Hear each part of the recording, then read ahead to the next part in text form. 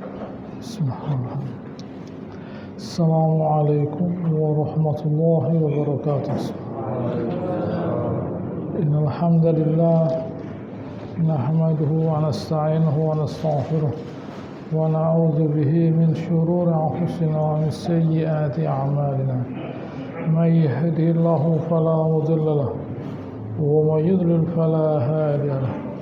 أشهد أن لا إله إلا الله وأشهد أن محمدا رسول الله يا أيها الناس اتقوا ربكم الذي خلقكم من نفس واحدة وخلق منها زوجها وبث منهما رجالا كثيرا ونساء واتقوا الله الذي تساءلون به والأرحام إن الله كان عليكم رقيبا يا أيها الذين آمنوا اتقوا الله حق تقاته ولا تموتن إلا وأنتم مسلمون يا أيها الذين آمنوا اتقوا الله وقولوا قولا سديدا يصلح لكم أعمالكم ويغفر لكم ذنوبكم ومن يطع الله ورسوله فقد فاز فوزا عظيما ما بعد فإن أصدق الحديث كتاب الله وخير الهدي هدي محمد صلى الله عليه وسلم شر الأمور محدثاتها وكل محدثة بدعة وكل بدعة ضلالة. Alhamdulillah, segala puji bagi Allah Ta'ala yang telah menurunkan kitabnya, di mana Allah Ta'ala dalam Al-Quran selalu memberikan pujian kepada orang beriman, dan Allah Subhanahu wa Ta'ala selalu menyatakan hinaannya kepada orang kafir.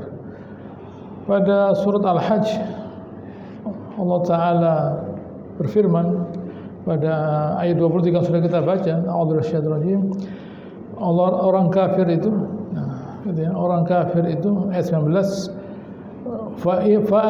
falladzina kafaru quti'at lahum thiyabun min nar. Orang kafir itu dibuatkan baju dari api. Yusabu min fawqi ru'usimul hamim, dituangkan air panas pada kepalanya. Yusharu bima fi butunihim wal julud, di mana itu semua membuat kulit dan tubuh mereka leleh. Leleh. Ya. Tidak itu saja, walahum maqami' min hadid.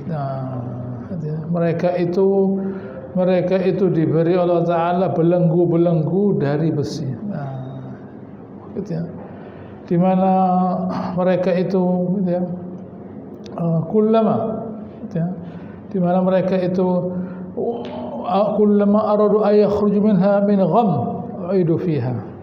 Setiap kali mereka kepingin keluar dari penderitaan itu, kesempitan itu, kesedihan itu, dikembalikan lagi dan dikatakan wazuqu azabal hariq, silahkan merasakan azab yang membakar. Ini hasil dari perbuatan orang-orang kafir gitu ya, di dunia.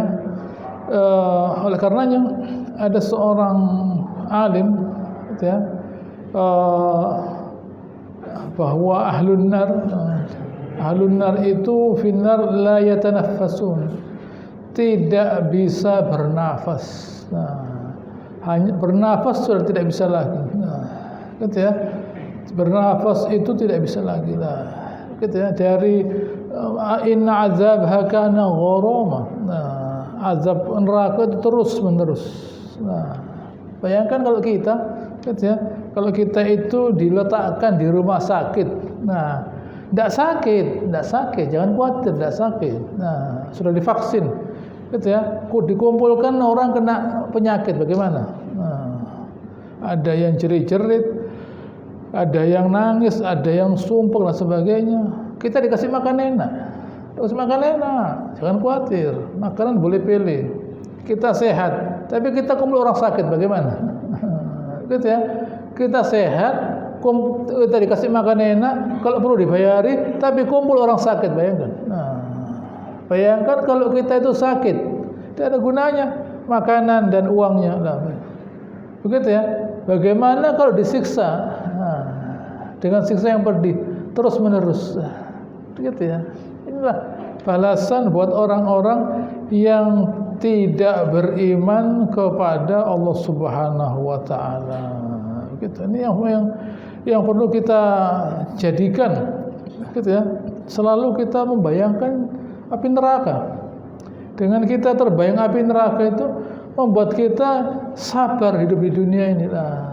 Gitu ya, bahwa apa yang kita rasakan ini sebenarnya suatu kenikmatan. Kita beriman itu suatu kenikmatan. Nah, bisa ibadah, baca Al-Quran, suatu kenikmatan. Orang kafir tidak ada kenikmatannya. Tidak ada kenikmatannya. Nah, kalau kita orang beriman, ada kenikmatan. Apa Anda pernah merasakan salju yang dingin? Dah enak, salju yang dingin itu dah enak.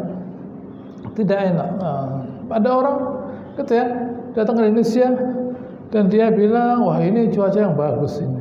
Cuaca seperti begini nih dalam setahun berapa hari sih? Cuaca seperti begini dalam setahun 365 kali. Oh, tidak mungkin. Cuaca gini 365 tidak mungkin lah. Mereka itu menikmati cuaca yang enak, cuaca musim panas sebentar. Nah, jadi libur mereka. Nah, gitu. Nah, nanti setelah itu musim dingin. Nah, itu Oktober sudah rontok semua, daun-daun sudah dingin. Gitu ya. Desember sudah begitu dinginnya. Nah, Januari, Februari, baru nanti akhir Maret mulai. Nah, gitu ya. Itu terjadi. Gitu. Nanti di akhirat mereka diazab oleh Subhanahu wa taala. Jadi jangan kita membayangkan kebahagiaan yang dirasakan oleh orang kafir. Sebaliknya, orang beriman pada ayat 23, innallaha yudkhilul ladzina amanu wa 'amilus shalihat jannatin tajri min tahtihal anhar. Orang masukkan orang beriman dan beramal soleh di jannat, kebun-kebun di mana mengalir sungai padanya. Tidak itu saja, yuhallawna fi min asabira min zahab wal lu'lu'ah, diberi gelang dari emas yang ada permatanya lu'lu'an. Wa libasuhum fiha harir, di mana mereka itu diberi pakaian dari sutra. Namanya sama, sutra, tapi tidak sama barangnya. Namanya sama, sutra, barangnya tidak sama. Ada sebuah hadis dari diriwayatkan oleh An-Nasa'i dan Al-Hakim dari Abu Hurairah dan Nabi sallallahu alaihi wasallam, man labisa al-harir fi dunya lam yalbashu fil akhirah. Siapa yang menggunakan sutra di dunia, di akhirat tidak menggunakan sutra dia. Wa man syaribal khamr fi dunya lam yashrabu fil akhirah. Siapa yang minum khamr di dunia, di akhirat minum khamr dia. Ada khamr di surga tapi tidak membuat orang mabuk lah. Gitu ya. Ada khamr tapi tidak membuat orang mabuk. Begitu. Wa man syariba fi aniyah az-zahab wal fiddah lam yashrabha fil akhirah. Siapa yang minum dari gelas emas dan perak, nanti di akhirat dia tidak akan minum dengannya. Gitu ya. Orang beriman boleh dia, yaitu di surga. Summa qala sallallahu alaihi wasallam, libasu ahli jannah wa syarabu ahli jannah wa anatu ahli jannah. Pakainya penghuni surga, minumannya penghuni surga, dan gelas-gelasnya penghuni surga lah. Di surga itu ada sungai dari madu, sungai dari susu, sungai air tawar, sungai dari khamr, lo bayangkan. Lalu ada yang membawakan gelas-gelas, begitu ya, terus itu. Kenikmatan terus, tidak ada tidur, tidak ada capek, tidak ada ngantuk, tidak ada buang air, begitu ya. Istri boleh milih, dunia tidak boleh lah. Begitu ya, silakan boleh milih ganti-ganti lah. Kenikmatan di surga tidak ada orang yang merasa tidak puas. Semua puas dengan kenikmatan yang mereka terima. Ditanya oleh Subhanahu wa taala, "Penghuni surga, apakah kalian sudah puas?" Ya, bagaimana tidak puas ya Allah? Sudah kemasukkan surga, kamu bebaskan dari api neraka, masih ada lagi satu kenikmatan. Ada dua hadis. Yang pertama, gitu ya, hadis itu berbunyi, mulai hari ini saya tidak akan murka kepada kalian. Gitu ya. Hadis kedua, Allah Subhanahu wa taala berkata, masih ada lagi satu janji, satu nikmat. Apa kalian saya izinkan melihat wajah saya. Lalu Allah Ta'ala buka hijabnya. Begitu ya. Sebelum masuk surga mereka hanya melihat kakinya saja, di surga melihat wajah Allah Subhanahu wa taala. Jadi kita itu oleh Allah Ta'ala dimuliakan. kita mesti tahu diri. Jangan kita itu merasa terhina sebagai orang beriman. Ya tidak boleh dong. Nah, jangan. Gitu ya. Ayat 24, wahudu ila thayyibi minal qaul wahudu ila suratul hamid. Mengenai ini ada dua pendapat. Mengenai ini ada dua pendapat ya, gitu ya. Wahudu ila thayyibi minal qaul, ya, ada yang berkata di dunia, ada yang berkata di akhirat. Nah, gitu ya.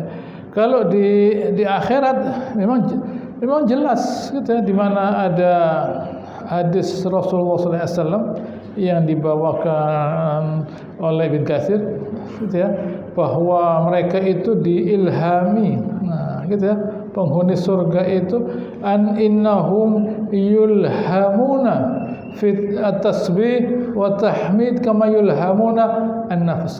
Penghuni surga itu diilhami untuk selalu bertasbih, bertahmid sebagaimana mereka diilhami untuk selalu bernafas. Otomatis terus bertahmid, bertasbih. Nah, itu di akhirat nanti. Nah, ini yang Allah Ta'ala katakan wahudu gitu ya, ila siratil hamid. Nah, mereka dikiring, diarahkan kepada gitu ya, jalan yang gitu ya, jalan yang mulia. Nah, diilhami, dikiring kepada jalan yang mulia. Dan sebelumnya wahudu ila thayyib minal qaul. Mereka diarahkan di dunia dan di akhirat sebenarnya. Tidak hanya di akhirat, di dunia mereka diarahkan gitu ya, untuk selalu berbicara baik. Oh, itu banyak sekali hadisnya. Gitu ya. Lalu di akhirat, nah, orang masuk neraka. Nah, gitu ya. Nabi berkata kepada Mu'adz bin Jabal, "Apa kamu tidak tahu? Bukankah orang masuk neraka itu karena lidahnya lah?" Jadi di dunia mereka sudah berkata baik, di akhirat mereka berkata baik. Nah, gitu ya. Lalu mereka diajak kepada gitu ya, siratil hamid. Nah, itu mereka diarahkan kepada sebuah tempat yang dimana mereka itu memuji Allah Subhanahu wa taala. Begitu ya. Ada pula pendapat mengatakan di dunia mereka diajak kepada siratul mustaqim. Siratul mustaqim itu adalah siratul hamid, jalan yang mulia. Gitu, ini yang harus kita pahami. Jangan kita merasa bahwa saya itu oleh Allah Ta'ala tidak diberi apa-apa loh. Tidak diberi apa-apa. Diberi banyak kita.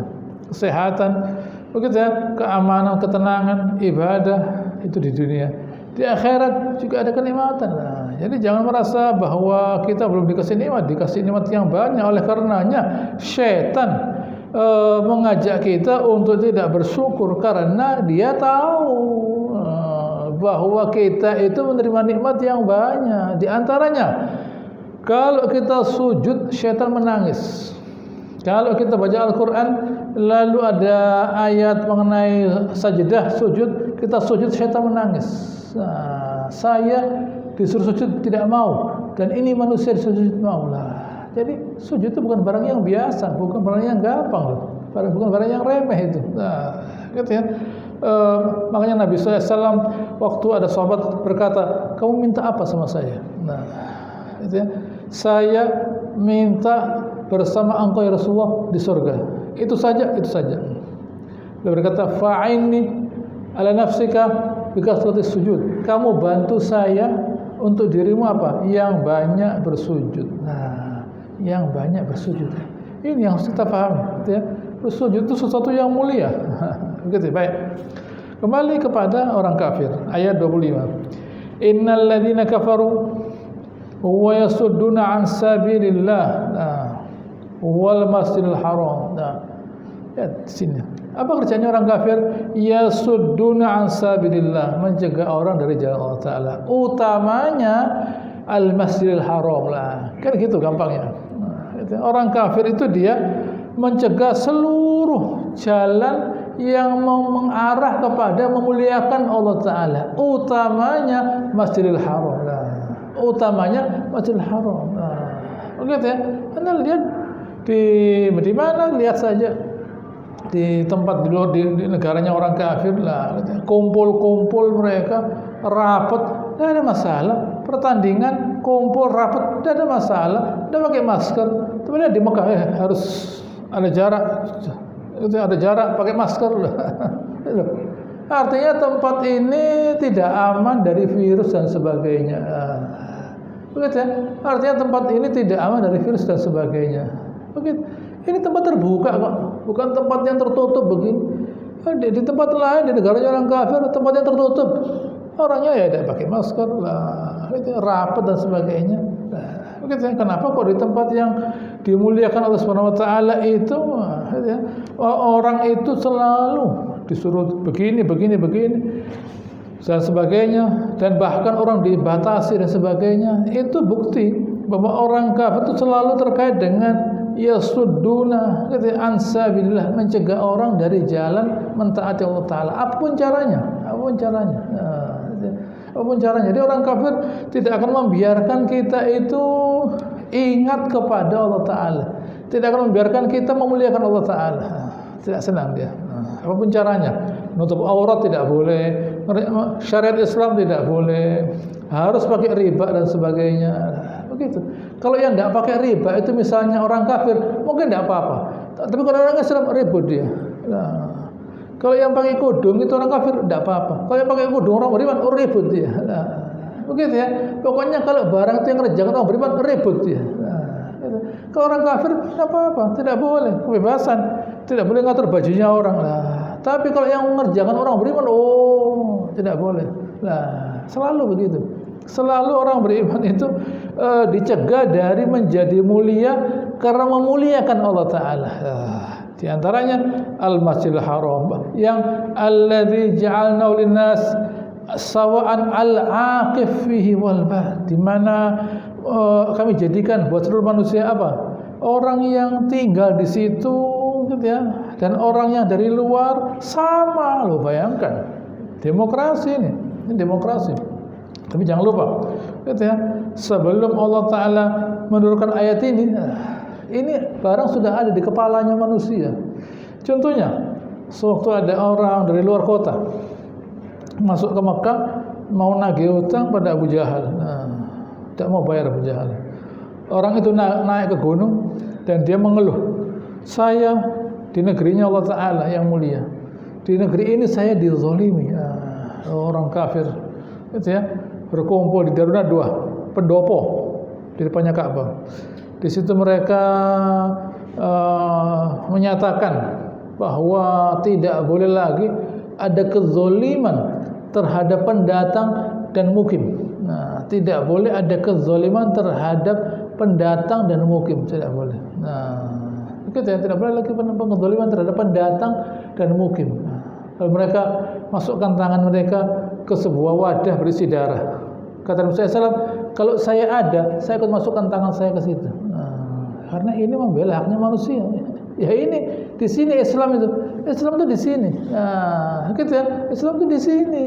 Nah, gitu. Nabi bersabda pada waktu haji wada, gitu ya, haji perpisahan, fa inna dima'akum wa amwalakum wa aradakum haramun 'alaikum ka hurmati yaumikum hadza fi baladikum hadza fi syahrikum hadza. Sungguhnya jiwa kalian, harta kalian, kehormatan kalian haram, tidak boleh. Kehormatannya manusia dilecehkan, tidak boleh. Begitu ya.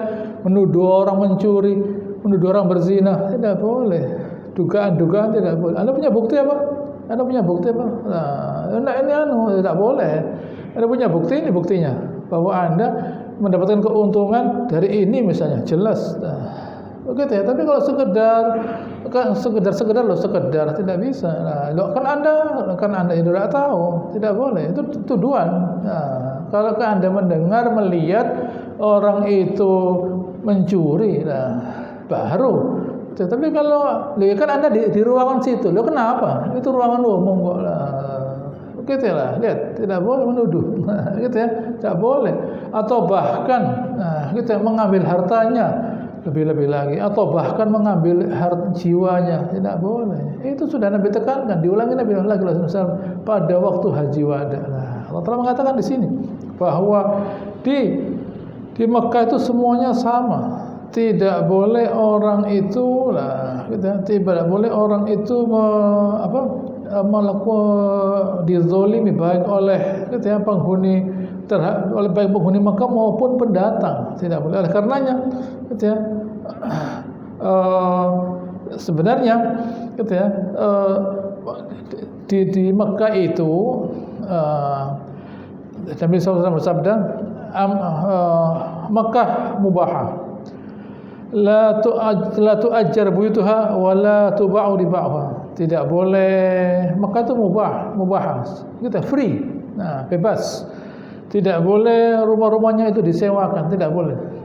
Dan tidak pula boleh tanahnya dijual, tidak boleh. Lihat, Nabi sudah menyatakan bahwa Mekah itu daerah internasional, bayangkan.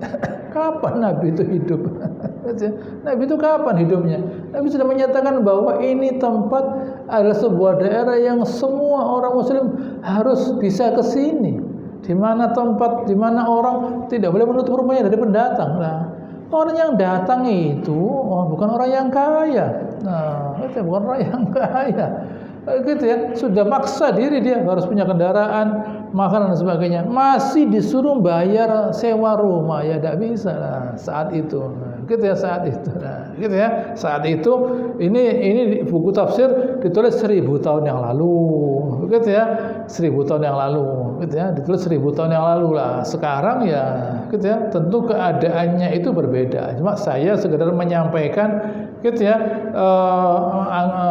sabda Rasulullah SAW bahwa ada larangan dari Nabi SAW orang menyewakan rumah di Mekah. Nah, tidak boleh. Mengapa?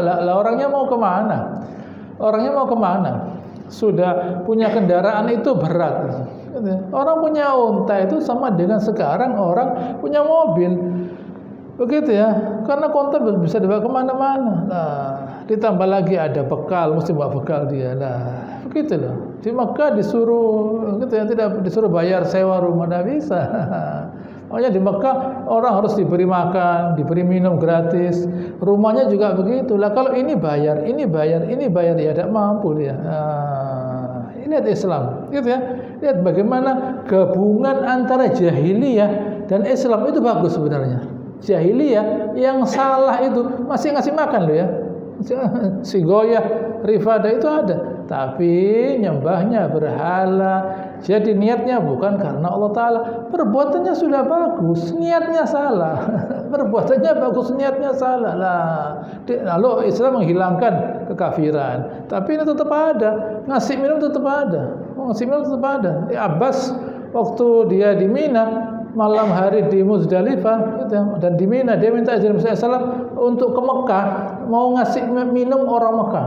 Dia minta izin untuk tidak di Mina karena dia mau ngasih minum orang di Mekah, lo bayangkan. Nah, lalu kemudian nanti ada raja, gitu ya, ratu kalau tidak salah, gitu ya, dia membuat sebuah saluran air minum, nah, gitu, supaya orang di Arafah bisa minum. Begitu ya, itu sudah sejak dari dulu dilaksanakan. Oleh Islam diambil, diadopsi. Di kekafiran itu ada, yang baik diambil, memberi makan dan minum orang di Mekah. Itu sesuatu yang baik sebenarnya, tetapi bukan karena Allah Subhanahu wa taala itu salahnya. Wa may yurid fihi bi ilhad bi zulmin. Siapa yang kepingin melakukan penyimpangan di Mekah lah. Penyimpangan di Mekah, hati-hati ya, melakukan penyimpangan di Mekah, fi zulmin lah, hati-hati loh ya. Orang mungkin melakukan penyimpangan, kezaliman di tempat lain. Nah, manusia biasa begitu, tapi hati-hati loh ya di Mekah. Allah Ta'ala katakan nuzighu min azabin alim. Allah Ta'ala akan beri azab yang pedih. Jangan. Nah, di Mekah orang dizalimi, orang ditipu, ya tidak boleh. Begitu ya, tidak boleh. Begitu ya, orang tidak boleh berbuat kezaliman di Mekah. Nah, begitu ya, ini harus difahami. Jangan orang seenaknya saja berbuat sesuatu, gitu ya, dan sebagainya yang itu difahami sebagai kezaliman. Nah, itu tidak boleh. Jangan menipu orang dan sebagainya lah. Menipu orang dan sebagainya tidak boleh. Begitu ya. Itu daerah yang Allah Subhanahu wa taala muliakan. Mengapa? Karena itu adalah tempat Allah Ta'ala mau menuangkan rahmatnya. Tidak boleh, tidak boleh. Sama dengan bulan haram misalnya, bulan haram, bulan haji misalnya, itu ya Zulqa'dah, Zulhijjah, Muharram misalnya. Itu adalah waktu di mana Allah Taala mau menuangkan rahmatnya. Makanya di bulan Zulhijjah dipasang puasa Arafah, di mana yang berpuasa Arafah dosa sebelumnya dan dosa akan datang setahun yang sebelumnya, setahun yang akan datang diampuni 2 tahun. Nah, nanti puasa 10 Muharram gitu ya, dosa sebelumnya diampuni lah. Begitu ya. Karena Allah Ta'ala mau melimpahkan rahmatnya. Jadi kalau ada orang yang di bulan-bulan haji dan Muharram ini, Dzulhijjah, Dzulqa'dah, Muharram berbuat zalim, Allah Ta'ala marah. Jangan orang berbuat zalim khususnya di waktu ini dan juga di tempat, yaitu di Mekah. Begitu ya, di Mekah orang tidak boleh berbuat kezaliman, apalagi kalau yang kezaliman itu namanya menyembah selain Allah Ta'ala. Wah, begitu ya, menciptakan berhala-berhala dan sebagainya. Wah, itu suatu kesalahan yang besar. Gitu ya, ada 360 berhala sampai Allah Subhanahu Wa Ta'ala memindahkan kiblat dari Mekah ke Baitul Maqdis di Palestina. Nah, Masjidil Aqsa. Dari Mekah dipindah ke Masjidil Aqsa, Baitul Maqdis. Ini kiblatnya terus berlangsung mulai zamannya Nabi Sulaiman sampai nanti sampai zamannya Nabi SAW. Begitu ya, berapa generasi itu. Gitu ya. Jadi waktu Nabi datang itu sebenarnya Ka'bah bukan kiblat. Bukan kiblat Ka'bah itu. Makanya Nabi SAW kalau sholat menghadap ke Masjidil Aqsa, tetapi di belakangnya Ka'bah. Begitu ya, di belakangnya Ka'bah. Kepingin Nabi kiblat itu dikembalikan ke sini. Nah, tapi Allah Ta'ala belum menentukan, belum mengembalikan karena masih banyak berhala. Nah, masih banyak berhala, 360 berhala. Mengapa ini punyanya suku-suku itu? Setiap suku punya berhala sendiri. Mereka di mana mereka datang, lalu mereka membawa sesajen, diletakkan di situ, sama saja lah. Gitu ya. Dan jadi orang Mekah itu menjadi istimewa karena mereka nanti kalau kemana-mana tidak diganggu oleh suku-suku tadi. Jangan diganggu, ini orang dari Mekah, Harami ini. Nah, ini Harami dari Mekah ini. Tidak boleh diganggu, aman mereka, ada keuntungan mereka. Jadi berhala ini, gitu ya. Mereka mau kemana-mana aman, mau ke Yaman aman, mau ke Syam aman. Oh, kamu dari Mekah ya aman. Nah, karena ini yang jaga berhala mereka. Nah, jadi mereka keberatan menyembah Allah Ta'ala karena gitu ya, karena berhala dihilangkan. Maksudnya ya menyembah Allah Ta'ala, tetapi berhalanya jangan dihilangkan loh. Jadi yang ngasih rezeki ini siapa? Allah Ta'ala berhala.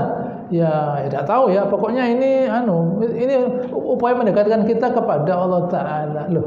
Kok pakai mendekatkan? Ya langsung saja minta rezeki sama Allah Ta'ala. Kok pakai perantara berhala? Langsung saja minta rezeki. Jadi mereka tidak yakin bahwa Allah Ta'ala ngasih rezeki kecuali lewat berhala ini. Gitu ya. Makanya nanti Nabi SAW pada waktu Fathu Makkah, beliau arahkan tongkat beliau ke berhala-berhala tadi yang besar-besar itu. Berguguran berhala tadi, hancur bersih. Tidak ada lagi berhala di sekitar Mekah, di sekitar Ka'bah, bersih. Enak. Orang bisa tawaf dengan nyaman karena tidak ada berhala. Ada berhala ketabrak 360 berhala. Bayangkan kalau sekarang itu ada 360 polisi di orang tawaf, ya ketabrak polisinya, ramai akhirnya. Kebanyakan polisi, ada apa ini? Begitu ya. Kebanyakan polisi ini berhala di sana sini. Lihat, dibersihkan oleh Nabi SAW. Tapi memang gitu ya, begitulah syaitan mengilhami orang untuk gitu ya, untuk berbuat kezaliman di Mekah. Oleh karenanya orang sebaliknya, saya ulangi lagi, orang harus banyak berbuat baik di Mekah. Mengapa? Karena pahalanya berlipat ganda. Oleh karenanya orang dengan senang hati membagikan makanan di Mekah. Pada khususnya pada waktu Ramadan, orang bagikan makanan di Mekah. Kita bagikan makanan sebanyak mungkin di Mekah pada waktu Ramadan. Sebanyak mungkin. Karena orang ingin mencari barokah pahala dari Mekah tadi. Begitu ya. Ini sesuatu yang istimewa. Ya, saya lanjutkan. Ya. Ayat selanjutnya ayat 26. Wa idz bawwa'na li Ibrahima makanal bait. Nah, waktu kami kondisikan, kami tempatkan gitu ya, Nabi Ibrahim itu di Mekah. Di mana beliau artinya beliau dibantu Mekah itu menjadi suatu daerah yang orang senang ke sana. Saya ulangi lagi ceritanya sedikit saja, yaitu bahwa waktu Nabi Ibrahim meninggalkan istrinya sendirian di Mekah. Beliau berkata, Rabbi inni askantu min dzurriyyati biwadin ghairi dzi zar'in inda baitikal muharram. Ya Allah, saya letakkan keluarga saya yang di tempat yang ada tanamannya di rumahmu, Baitikal Muharram. Gitu ya. Mengapa? Kok beliau tahu? Karena itu ada memang tempatnya Ka'bah. Tempatnya Ka'bah memang.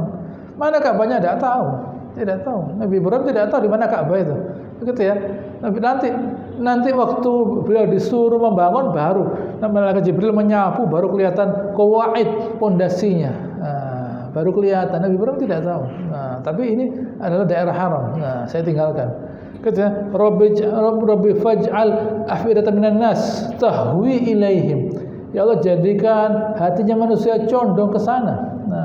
Hadis lain mengatakan mahabatan linnasi wa amna.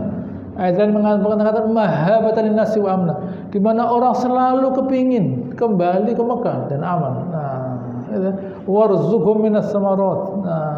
Dan berikan rezeki buah-buahan. Bayangkan di Mekah itu sekian banyak macam buah-buahan, baik yang dari situ maupun dari luar. Gitu ya. Itulah Mekah Allah Ta'ala dijadikan sebuah tempat yang orang gitu ya, tidak hanya merasa nyaman beribadah, tapi juga nyaman menikmati dunia. Lu bayangkan, dua kenikmatan di tempat yang sama. Gitu ya. Orang nyaman menikmati akhirat, nyaman menikmati dunia. Begitu ya. Orang nyaman menikmati akhirat, nyaman menikmati dunia. Anda akan dapatkan makanan yang enak di situ. Begitu, Anda akan dapatkan makanan yang enak di Mekah. Lihat ya, mau cari makanan yang enak-enak ada di Mekah. Perhiasan pakaian ada di Mekah. Begitu, semuanya ada. Saya punya uang loh ya. Gitu ya. Ada.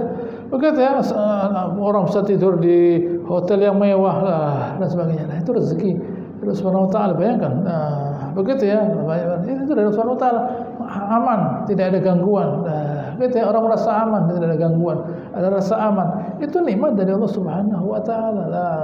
Di situ jangan diganggu, jangan dirusak, jangan memasukkan rasa takut.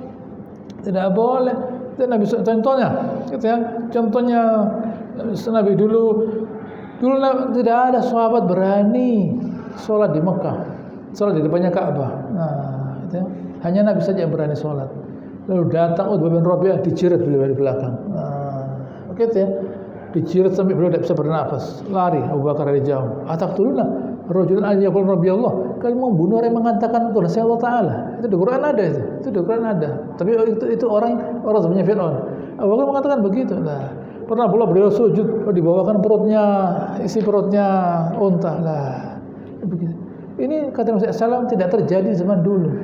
Dulu tidak ada orang didolimi di depannya Ka'bah. Begitu ya, tidak boleh. Allah mengatakan gitu ya, bawa'na makanal bait, kami kondisikan tempatkan Nabi Ibrahim di Ka'bah, tetapi alla tusyrik bi syai'a, jangan bersekutukan saya. Ini jawaban dari Allah Ta'ala. Kalau kepingin nikmat, jangan sekali-kali gitu ya mempersekutukan Allah Ta'ala. Jangan sekali-kali mengatakan nikmat itu dari inilah. Oleh karenanya Allah Ta'ala ikutkan watahhir baiti lit-taifin wal muqaimin war ruk'i sujud. Bersihkan tempat saya itu untuk siapa? Untuk orang taif, tawaf, orang berdiri salat, orang ruku, orang sujud. Tidak boleh. Ada berhala, ada ini. Ini mengganggu. Keberadaannya berhala itu mengganggu. Bersihkan, tidak boleh. Dulu orang Persia kepingin meletakkan api, wahai Amirul Mukminin Umar Khattab. Ini kan gelap Ka'bah ini. Kalau dikasih api kan enak. terang. Kamu ini, saya ngerti, kalian ini penyembah api, wahai Majusi. Gitu ya. Jadi orang sujud ke Ka'bah tapi nyembah api. Ya, begitu, senang pada api mereka. Gitu ya, senang pada api. Sama dengan orang Eropa. Makanya orang Eropa mereka membawa api Olimpiade. Ini mereka sembah api ini, menyembah api, menyembah api. Gitu ya, mereka menyembah api. Lalu dibawa kemana? Olimpiade. Olimpiade dari dulu Olimpiade. Olimpiade itu bukan Olimpiade itu adalah olahraga, adalah sebuah ibadah yang namanya olahraga. Di situ harus ada api. Dari mana? Dari kota Olimpia, bukan dari Surabaya, dari kota Olimpia. Nah, begitu terjadi. Begitu ya. Jadi tidak boleh ada berhala, ada apapun tidak boleh. Bahkan nantinya kita penguasa yang terakhir yaitu Ibn Saud dulu di Ka'bah itu, sekitar Ka'bah itu ada empat tempat sholat, 4 imam, nah 4 mazhab. Jadi setiap kali sholat 4 kali untuk 4 mazhab. Bayangkan ada 4 tempat. Nah, jadi 4 kali 5, 20 kali sholat satu hari, 20 kali sholat satu hari. Nah, oleh Ibn Saud dibersihkan, tidak ada lagi, sudah bersih. Nah, jadi orang enak bisa berjalan. Dulu pada waktu kemudian tidak sedemikian. Dulu kerikil, Ka'bah itu kerikil dulu.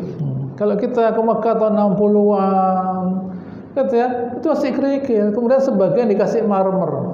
Nah, sebagian dikasih marmer, sebagian masih kerikil, masih kerikil. Tahun 70 itu masih sebagian masih kerikil, baru tahun 80-an masuk sudah marmer semua. Nah, gitu ya. Dinyamankan, dijadikan nyaman orang beribadah, lalu dibuat sound system, gitu ya, sound system di mana di semua titik di masjid orang bisa mendengar suara imam. Tidak itu saja, tidak saja, suara imam bisa didengar sekian kilometer. Nah, gitu, sehingga orang sholat, gitu, imamnya di sana, nun jauh di sana di Mujahidin, di sini orang dengar sholat, orang bisa sholat di sini, imamnya sana jauh. Nah, mengapa? Oh, ini isinya orang semua ini. Isinya orang semua Ramadan. Nah, gitu ya, ini lautan manusia. Nah, itu lautan manusia lah. Kalau hanya mic-nya hanya untuk suaranya hanya untuk di Masjidil Haram, orang tidak dengar di luar, di luas. Nah, dan perlu kita ketahui bahwa proyek Masjidil Haram itu adalah proyek yang terbesar di dunia sekarang ini. Proyek pembangunan Masjidil Haram adalah proyek yang terbesar di dunia ini. Nah, dan itu menjadi investasi yang besar buat pemerintah Saudi untuk menggantikan minyak yang bisa habis waktu-waktu. Minyak habis mau apa? Mau bikin roket, nah bikin mobil tidak ada. Maka di mana mereka semua orang datang ke sana, orang pasti belanja, orang pasti begini pasti ada uang datang ke sana, selesai. Begitu masalahnya selesai. Gitu. Jadi mereka sekarang menginvestasikan uang mereka di sana. Nah, begitu. Nantinya pada ke depan itu bisa memberi mereka masukan lah. Ini rezeki dari Allah Subhanahu Wa Taala. Apa kita bisa tanya meragukan? Kalian ke Makkah itu buat apa? Ya tidak tahu, tidak tahu. Gitu ya. Pokoknya saya senang ke sana lah. Semua orang berangkat ke sana. Allah Taala mengatakan sucikan itu semua dari hal-hal kesyirikan, nah, yaitu khususnya berhala. Dan selanjutnya, wahai Nabi Ibrahim, wa'adzin finnas bil haji ya'tuka rijalan, dan kumandangkan kepada manusia itu untuk berhaji, gitu ya, baik dalam keadaan berjalan kaki, rijalan, wa'ala kulli dhamir, dengan menggunakan unta-unta yang lurus, ya'tina min kulli fajjin amik. Nah, dari tempat-tempat yang nyelipit di dunia ini datang mereka. Nah, kumandangkan bagaimana caranya ya Allah? Bagaimana caranya setelah Nabi Ibrahim membangun Ka'bah, oleh Allah Ta'ala disuruh mengumandangkan bagaimana ya? Tidak ada WA ini. Nah, gitu ya. Pakai WA sulit. Nah, pakai WA apa grupnya pakai satelit, belum ada satelit. Nah, caranya bagaimana? Nah, harus diumumkan lewat TV, belum ada TV, tidak mungkin lah. Gitu ya. Allah Ta'ala mengatakan, gitu ya, Allah Ta'ala mengatakan azin, gitu ya, kamu suarakan. Nah, gitu ya, nanti gitu ya, mereka akan datang. Nah, dari segala arah lah. Di sini ada sebuah hadis gitu ya, tapi dari Dailamin ya, gitu ya, dengan sanad yang tidak kuat ya, saya baca saja gitu ya. Sanadnya tidak kuat sebenarnya. Saat Nabi Ibrahim sudah mengumandangkan ya, gitu ya, faman labba talbiyatan wahidah hajjatan wahidah. Siapa yang mengatakan labbaik satu kali, haji satu kali. Rohnya menjawab. Yang menjawab itu rohnya. Faman labba marratain hajjatain. Yang mengatakan labbaik dua kali. Wa man zada fa bihisabi dzalik. Nah, siapa yang mau lebih ya lebih. Jadi yang menjawab itu rohnya. Nah, jadi tidak bisa ditanya orang, Anda sekarang mungkin sulit haji ya. Kalau dulu 30 tahun yang lalu saat haji itu masih gampang, ada orang-orang yang bisa berhaji berkali-kali. Nah, tapi ada orang yang bisa berhaji berkali-kali lah. Bahkan dulu misalnya masih pakai kapal, 1 bulan di kapal lah. 1 bulan di kapal, gitu ya. 1 bulan di kapal, bayangkan. Tidak melihat daratan. Kita di pesawat setengah 12 jam, 11 jam, 12 jam sudah sumpuk kita. Setengah hari sumpuk ini udah turun ini lah. Dulu orang 1 bulan di kapal 1 bulan. Kapan berangkatnya? Idul Fitri berangkat, sudah Idul Fitri lah berangkat sampai di sana 1 bulan. Setelah itu setelah haji mereka pulang 1 bulan lagi. Paling enggak 2 bulan. Ya kan, 2 bulan. Lah, gitu paling enggak mereka 2 bulan. Ya berangkat mereka lah. Gitu. Jadi mahal sekali. Gitu ya, biaya haji itu mahal. Nah, oleh karenanya dulu diundi. Dulu tahun 50-an 60-an itu diundi. Nah, siapa yang keluar namanya diundi. Nah, gitu berangkat dia. Gitu ya, karena memang berangkat ke Mekah sulit. Gitu ya, tapi orang mau, gitu ya, mau berangkat bahkan min kulli fajjin amik, dari kemana-mana naik unta-unta yang kurus berangkat, ya kurus untanya, berangkatnya gemuk lewat padang pasir ya jadi langsing untanya. Waktu di rumah gemuk berangkat ya langsing dia, gitu ya, itu terjadi, gitu ya. Oleh karenanya beliau, gitu ya, di sana, saya lanjutkan, ya, di mana ini adalah, gitu ya, adalah pelajaran yang penting sekali. Untuk apa? Nah, gitu ya, ya tunari jalan, bayangkan, gitu. Menerjemahkannya dan jelaskannya bagaimana? Rijalan, jalan kaki, bayangkan.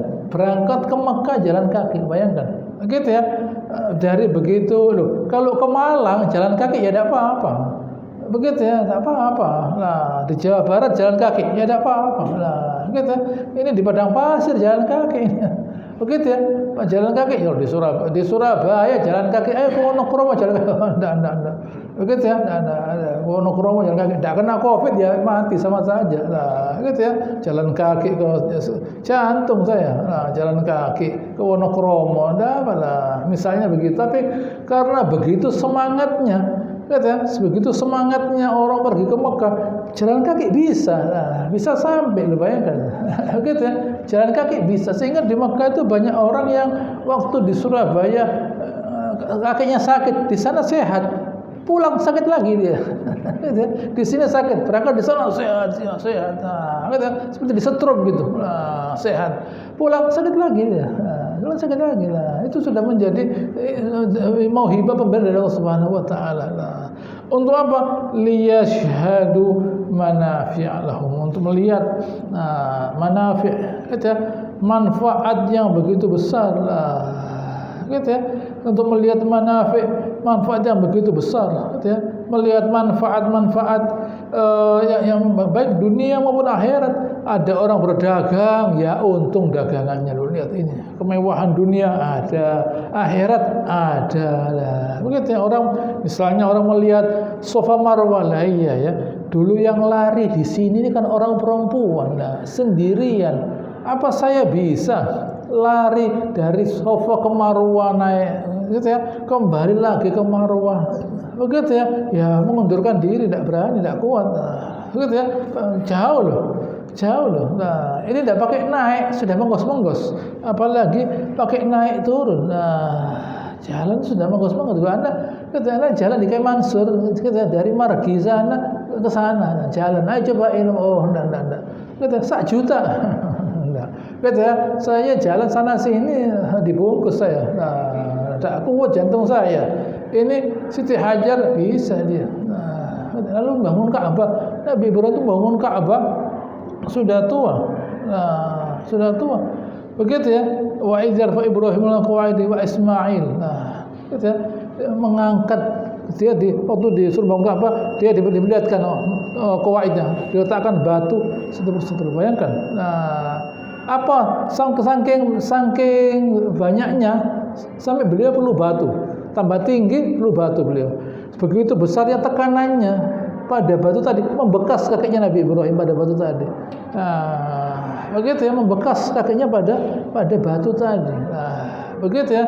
Selesai dia mengatakan Rabbana taqabbal minna. Nah, mengapa disebut wa Ismail, bukan ya wa Ibrahim wa Ismail, tidak, wa Ismail, karena yang meletakkan itu Nabi Ibrahim, yang membawa batu Nabi Ismail, tapi yang meletakkan Nabi Ibrahim. Nah, begitu ya. Ini rambutnya sudah putih loh ya, rambutnya sudah putih, letakkan satu persatu. Nah, selesai dia mengatakan Rabbana taqabbal minna innaka sami'un. Ya Allah, terimalah perbuatan kami ini. Nah, begitu ya.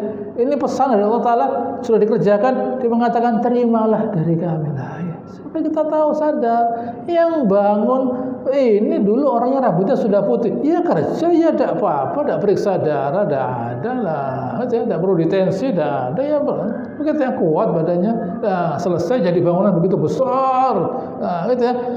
Lalu ada batunya, masih ada batunya. Dulu batunya itu menempel di Ka'bah, mengganggu ini. Nah, oleh Umar bin Abdul Aziz kalau tidak salah dijauhkan dari Ka'bah. Nah, lalu sebelumnya Umar Khattab berkata, Rasulullah, coba orang bisa sholat di sini, gitu ya, turun ayat, wattakhidhu min maqam Ibrahim musalla. Jadikan tempat Ibrahim ini untuk sholat 2 rakaat. Nah, jadi orang kalau setelah selesai tawaf, sholat 2 rakaat di depannya maqam Ibrahim, untuk supaya ingat orang bahwa ini dulu tempat dibangun oleh Nabi Ibrahim lah. Manafi', pelajaran. Nah, gitu ya.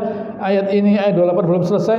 Insyaallah akan saya lanjutkan pada pertemuan yang akan datang. Allahumma shalli ala Muhammad wa ala ali ta'ala Ibrahim wa ala ali Ibrahim innaka Hamidum Majid.